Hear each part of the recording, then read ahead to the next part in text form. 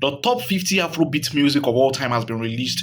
Naira Marley finally reveals his own side of the story. Nollywood actor Fabian Adeope has passed away.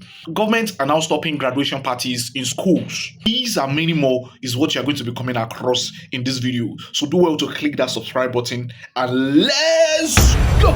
So the Billboard staff has actually released the top 50 Afrobeat music of all time. But I'm going to be showing you the 10 because this 10 is the most trending out of everything.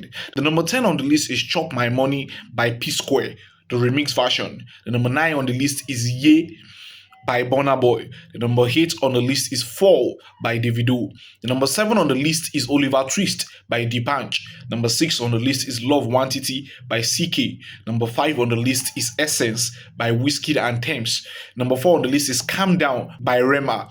The number 3 is Nwa Baby by Flavor. Number 2 on the list is Uju Elegba by Wizkid. And the very number 1 on the list, which has actually been trending right now, is African Queen by Tubaba. So what do you actually think about this list? So many people are actually saying this list actually makes sense, considering the fact that 11 to 50 actually covers so many parts that you actually be interested in, to be very honest with you. And I actually love this list, but let me know what you think about it, because so many people have actually been commenting about it. And to be very honest, it's actually just cool that African Queen is actually the number 1 on the list. And many people are saying Fela music should be there. Some people are saying, what are you saying? So let me know what you think about that in the comment section. So moving on, we are having this issue of Naira Marley coming out to general public space to actually say his own side of the story. That video has currently entered over 100,000 views. I'm very, very sure by the time I posted this video, it will probably have gotten to somewhere really, really far, because many people are getting to see light in all of these things. And to be very honest, we need to talk about some of the things that he actually made mention, which is actually critical in Mohbad's death. He made mention of the fact that he signed a record label deal, which is 50-50 with Mohbad, and there is no way they actually do this, having a record label deal of 50-50, meaning that you'll be doing everything for this boy and you'll still be collecting 50%. You will do everything to promote him, you will do everything to sign him on shows, you will do everything, and you will still be collecting 50-50. According to him, he said he's cool with it, he's doing well for himself, and he's actually sending 50%, which anytime he needs money, he actually has for it, and he doesn't default.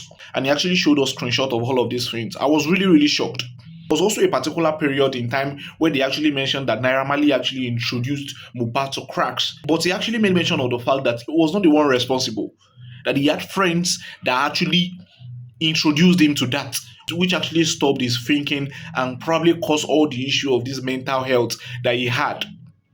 Because sometimes we hear him saying he's not getting himself. We have seen video recordings. If you watch that video from the beginning to the end, and you watch it with a clean heart, you will agree with me. You will agree with me that Iyabo and everybody needs to actually apologize to Naira Marley. It is only when you want to be one-sided, or probably you have chosen side and you cannot default, that is when you actually agree. Everything that was said in that video. I've seen so many people talking about the fact that what we are saying is the fact that nobody is saying that Naira Marley actually killed Mohbad. But that was the narrative that was brought up. If you check Iyabo's live video, at the beginning of these things, that was the narrative. They were not saying it intentionally, but that was the narrative being pushed, that Naira Marley was actually the one that actually killed Mohbad. But after time, they actually tuned their words and said, they want to fight for justice, that he might not actually be the one that killed him, but they actually bullied him. But right now, they are saying, bring evidence, because these are the evidence that I have towards all of this issue. So you bring evidence. Let us actually see if truly I bullied Mohbad. But in all of these things, nobody has actually brought out any tangible evidence. They are bringing out his words, which he has also countered by saying, see, this is my own video when I actually recorded him, and this was what he had to say. If you watch that video with a clean heart and not being biased, no matter how you want to claim you love Iyabo Ojo, you will see the truth. The only people that want to defend him right now is the people that actually don't want to hear the truth, no matter what it is. So they would definitely want to cover up. And there are so many of Iyabo Ojo's fans, and it is okay. But we are just delaying this matter. That is just the problem. That is just the problem, because it will keep carrying. We will keep pushing this matter when we can actually just settle this matter and everybody go their separate ways. Let us bury Mohbad and it ends there. But with the way everything is going, it looks like we'll still continue having to push this matter. Also, what will actually make sense is if this DNA finally is carried out. Since everybody is now knowing about all of these issues, what makes sense is that a DNA is being carried out on Mohbad to actually know if Liam is truly the son of Mohbad. At this point, we cannot say that Mohbad's wife is still money Mohbad. This is over how many years now? So it actually just makes sense that they carry out the DNA to know if truly Liam is Mohbad's father. And with that, Naira Marley's people can actually send the money to him and through the wife. Because the truth needs to be known. In all of this, if we finally getting to know the truth, this DNA needs to be conducted. And anybody that is against DNA at this point cracks. Something is wrong with your brain. Something is really, really wrong with your brain. So that is just that about that. Also, there's a particular intriguing part. A particular part that actually intrigued me in all of this story is the fact that Mohbad's wife mom was the person that was actually collecting Mohbad's royalty, collecting Mohbad's fee. So it is Mohbad's mom that they are using to collect money from Naira Marley.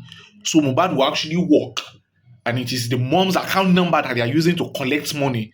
It sounds really, really crazy and very unbelievable to believe. Very unbelievable to believe, but this is what we are actually saying. And if this is actually true, then it's crazy. What exactly is going on with that boy? How are you guys actually using this boy's brain? And these are the questions that we are supposed to be asking. Why is the money being transferred? Why is the money that Naira Marley is supposed to transfer to Mohbad directly being transferred to the mom? And to be very honest, the whole issue all started when they said Mohbad actually wanted to start collecting money by himself. When Naira Marley insisted that he was not going to send money into the mom's account any longer. That was when those issues started. And now, because the money is not being sent to that account any longer, Mohbad is the one now collecting money to himself.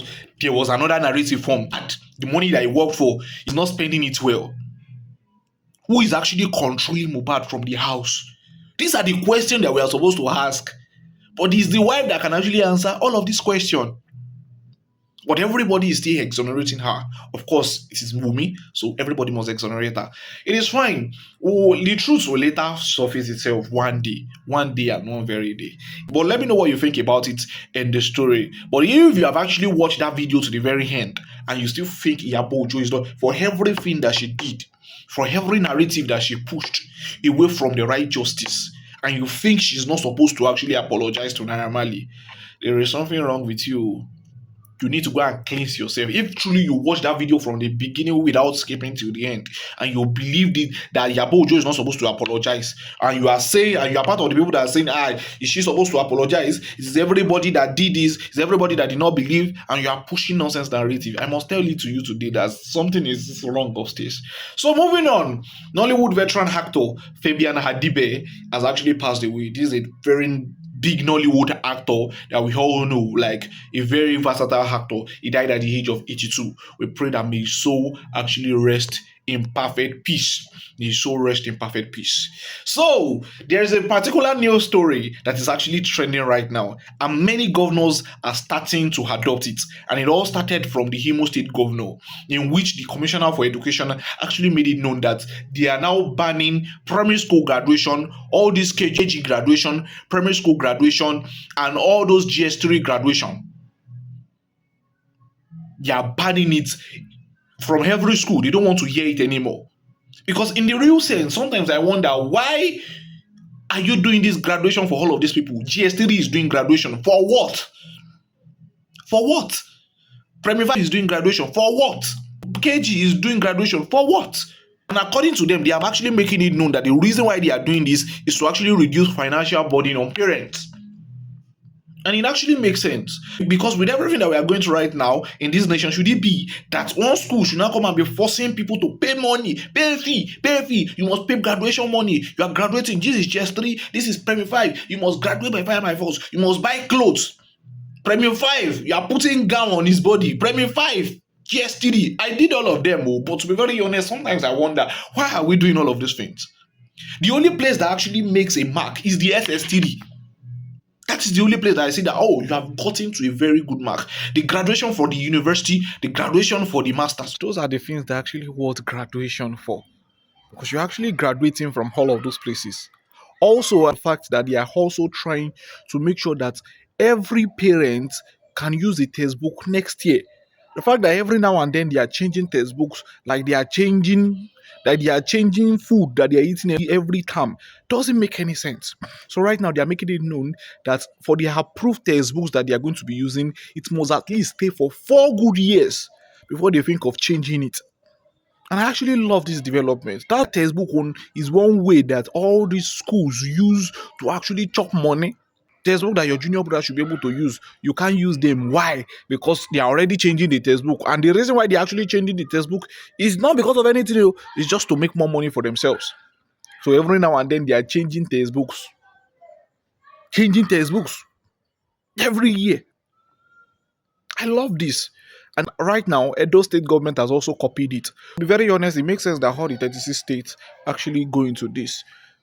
Stop stressing parents. Stop overstressing parents. Let me know what you think in the comment section. Do well to comment over everything I've said in this video. See you in the next. Love you guys.